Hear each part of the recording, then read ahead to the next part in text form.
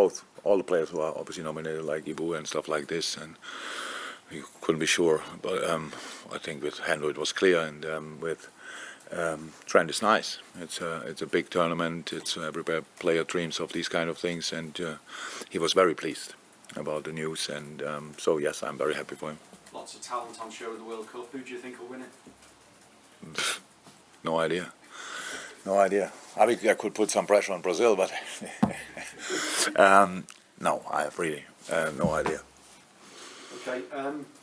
Reaction to that Carabao Cup draw after the progress against Derby.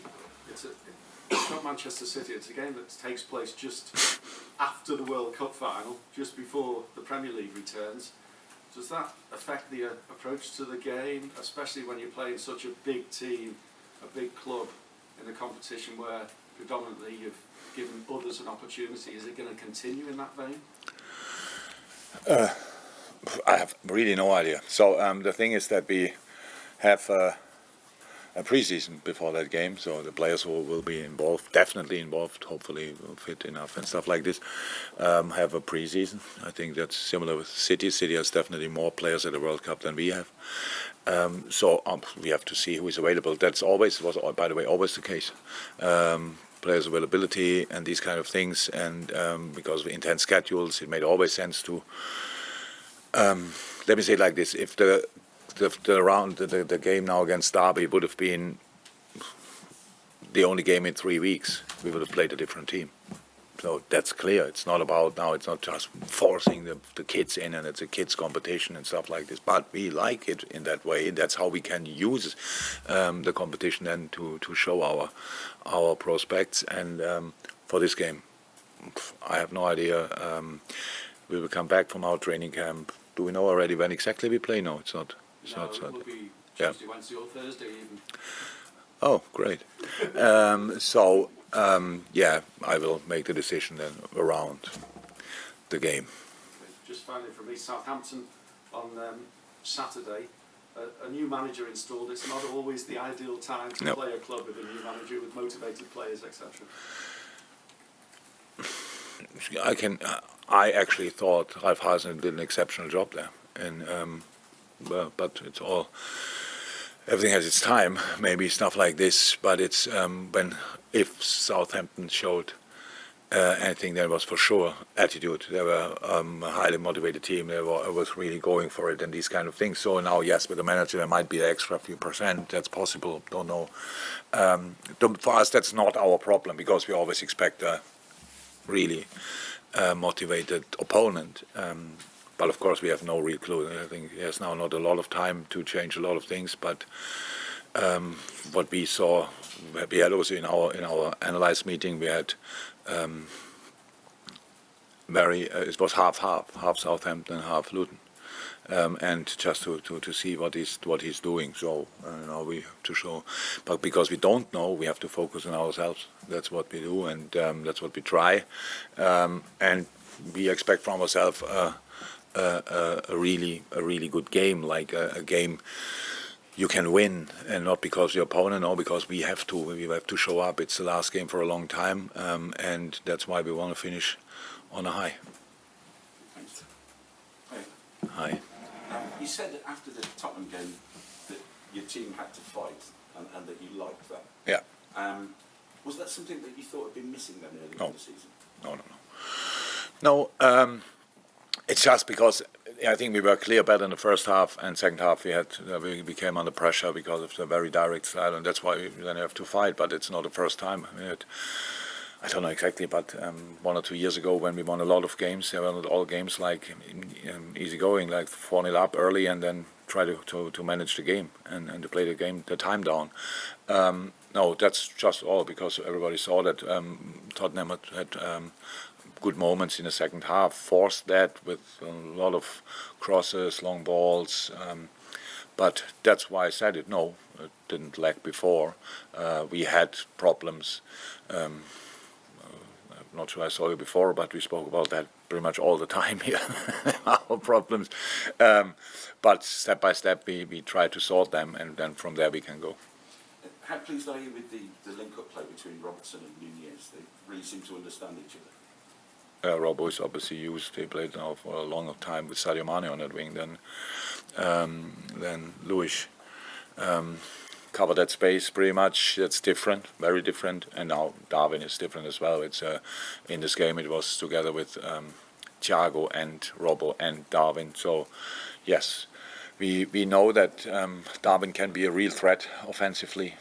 Is actually. And defensively, there's for sure space for improvement because it's not natural to him to defend that position. But Thiago and OL plays there, and Robbo or Costas as well know that, and that's why we have to adapt a little because we don't want to talk to him all the time about defending, and then all of a sudden he forgets how to attack. So we want to give him the freedom to feel like a striker in the offensive moments, and so yeah, that worked well. But there's still a lot of space for improvement, of course. There's a break now, obviously, for the World Cup, but we all know that the Premier League is going to start again in December. So, how closely do you have to be working? You've got lots of players out playing in the World Cup. Yeah. How closely are you going to have to work, and what's the system you've got in place to keep up with your players and their fitness and their strengths for when they come back? Because you've got no time at all before you're playing again. You mean the players who are at the World Cup? Yeah, you're Liverpool. Yeah, that's now a number. It's not too big important players for us, but it's now. But do we have six? Seven. Oh, you cut to 7. Okay, 7. Yeah, obviously, for us, very important players, but we have a clear rule how it is with international games. The boys have to text me if there are any issues, and especially after the game, because by the World Cup it's different. We can see all the games, and we see he's playing, he's not playing. We can probably read the news, because in the World Cup you get all the information. When there's a normal international game, then and Brazil plays, it's tricky to get any kind of information. So that we need the players to tell us, no, fine, 90 minutes, but okay. And that's the contact we will have definitely. Players group is clear when they are winning, then the WhatsApp group will get bonkers, and that's how it is. But that's really now no problem. Anyway, we are in the training camp in Dubai, so that's around the corner. So if somebody has to leave the tournament early, they can join us immediately. That's one of the reasons why we go there. Thank you. Yeah, just to follow up on that, really, do you feel that it's, I don't know if benefit's the right word, that so few players that you are going to compete in the World Cup compared to the teams in the Premier League and other competitions that you're competing with? So you've got more time. Well, it's not. It's that's no. I don't know. So yeah, City has. I don't know how many, but sorry. Yeah, of course, double figures. We would usually have Diogo as well going to work, and we are already at 8. Probably some others. Let me think. If there would be in a slightly different situation, not injured or stuff like this, then they might have made it as well. So no, I'm happy about the number of players we have for our training, for our preseason. That's a good number. Positions are covered, so should have 2 centre halves, 3, 4 fullbacks, so enough midfielders. Front line, pretty much. Lucho is now running outside, looks really good. So that's positive, of course. So that's how we use it. But now moaning about the players who are the World Cup, no. And that's. I think it's enough, to be honest. There are enough players go, and we need them all back healthy, definitely.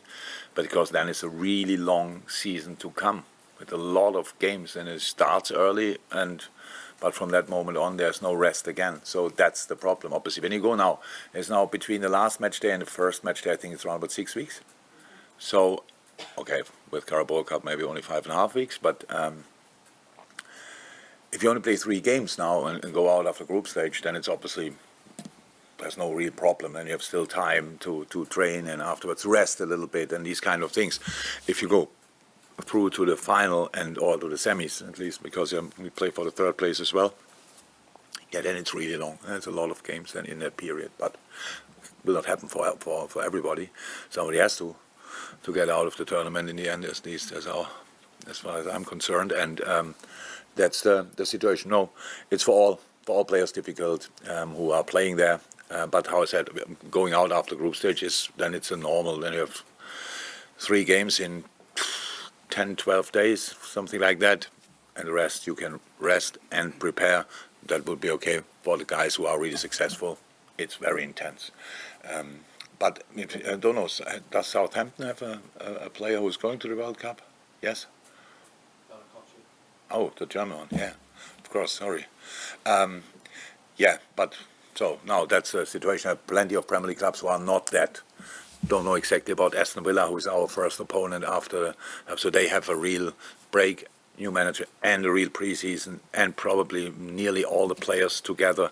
So for them, it's really good. And that's for all the teams who have players at the World Cup. The more you have, the lesser good it is, because the lesser time you have to work together and work and prepare for the rest of the season. Because as intense it was now, the real intense part will come, and that's the situation. Just to pick up on what you said about Trent, it was nice to be, the word you used there, to be part of Gareth Southgate's World Cup squad. So you said he was very pleased. Was there just that slight element of doubt that he wouldn't be involved? Oh, he didn't speak to him, and I know Trent now long enough. I don't think he knows he has. Apart from playing football, he has no influence. There's a lot of talk around and these kind of things. When you think about Trent, and I heard now that Gary Neville said something in the big games or whatever, in the knockout games he cannot play. I'm not sure he said it really or somebody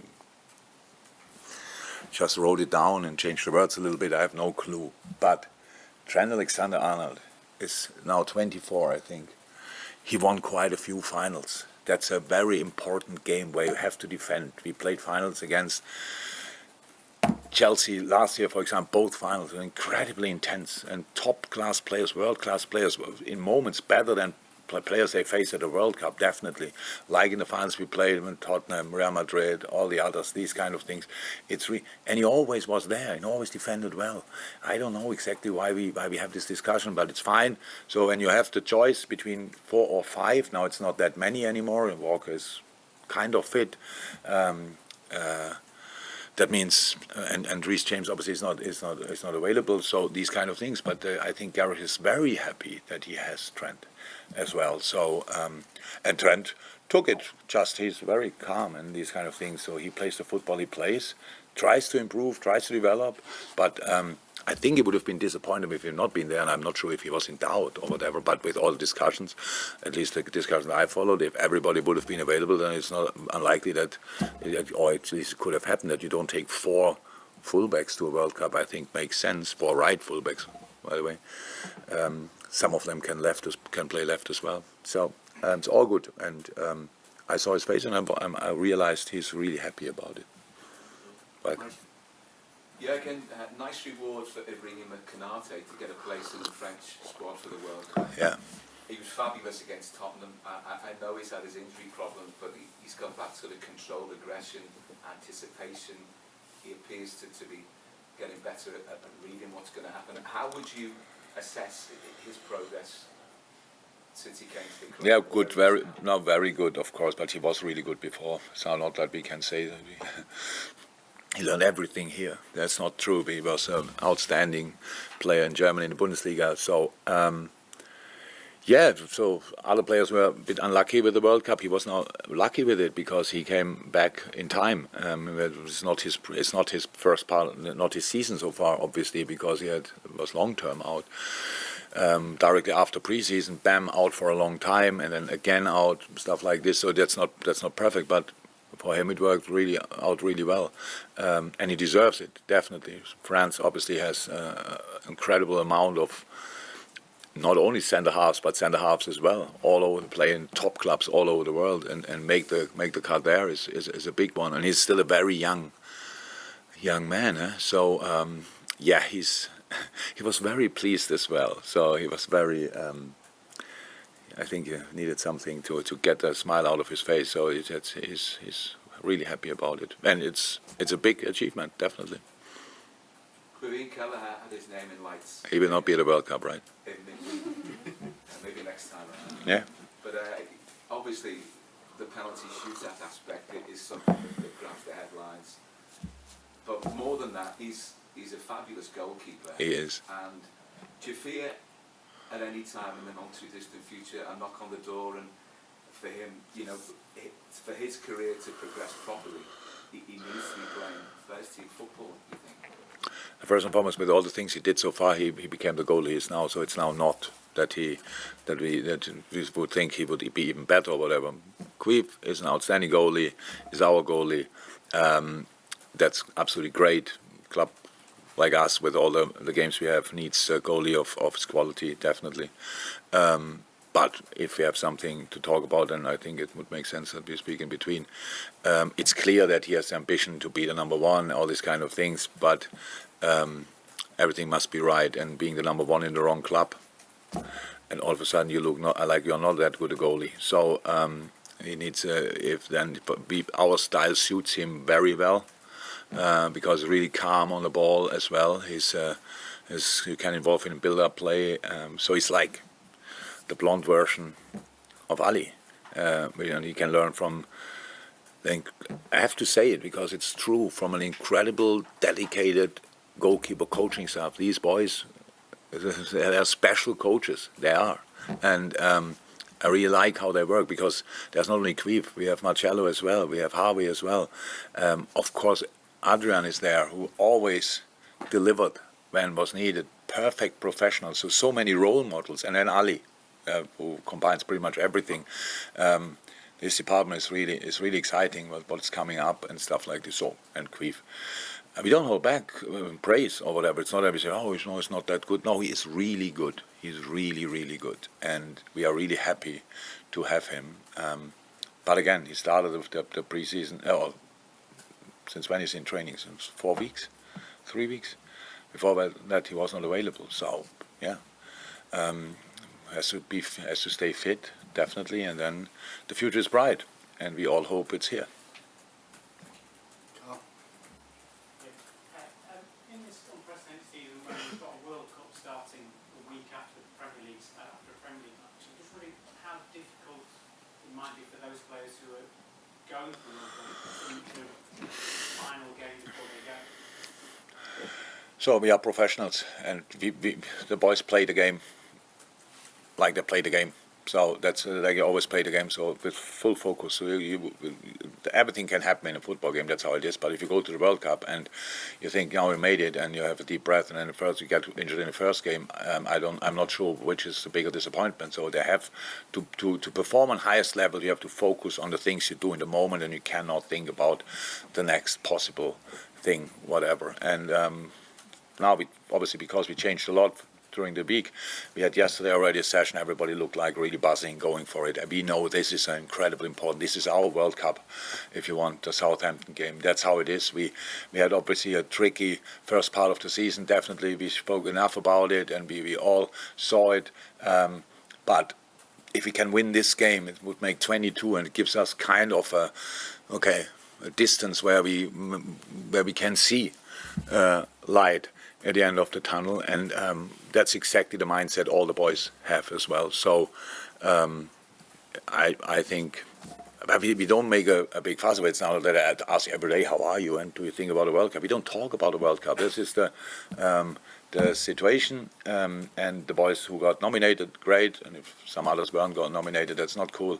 But apart from that, it's just our situation here, and that means Southampton.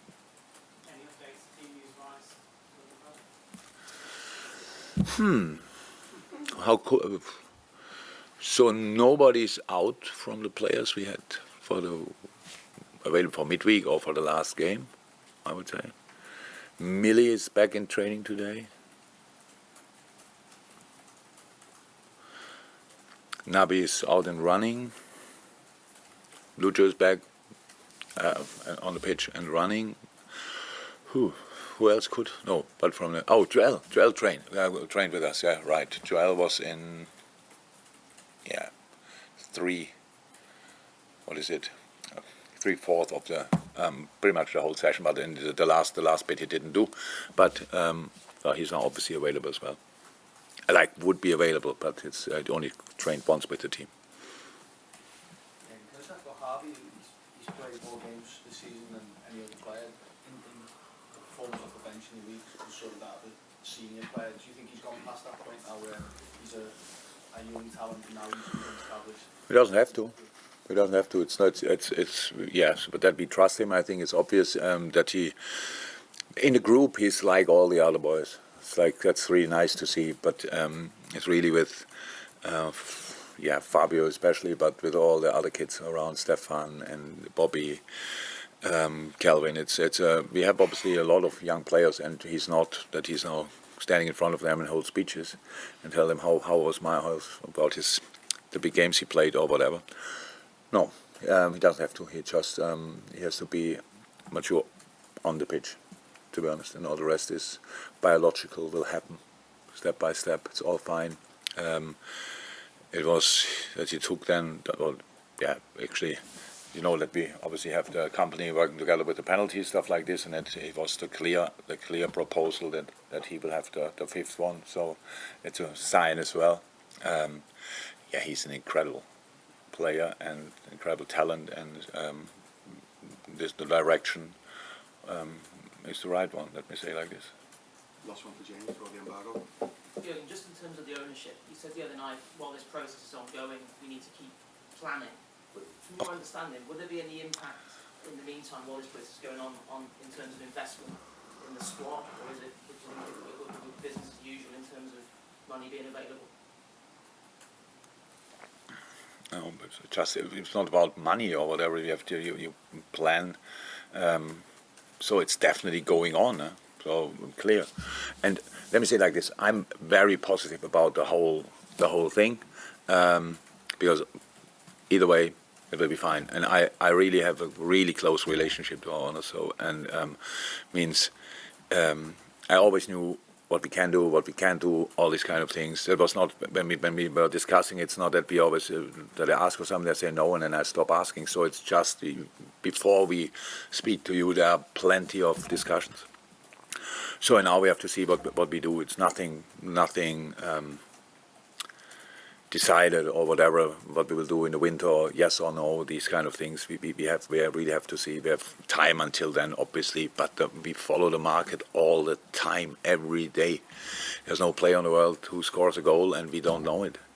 That's how it is. And if somebody makes a save, or we know it, and that's the situation. That's what I said. That's what will go on. So it's that's clear. But all the rest, we cannot. We are not involved, obviously, in these things, and that's okay. We have to focus on football, and that's what we do.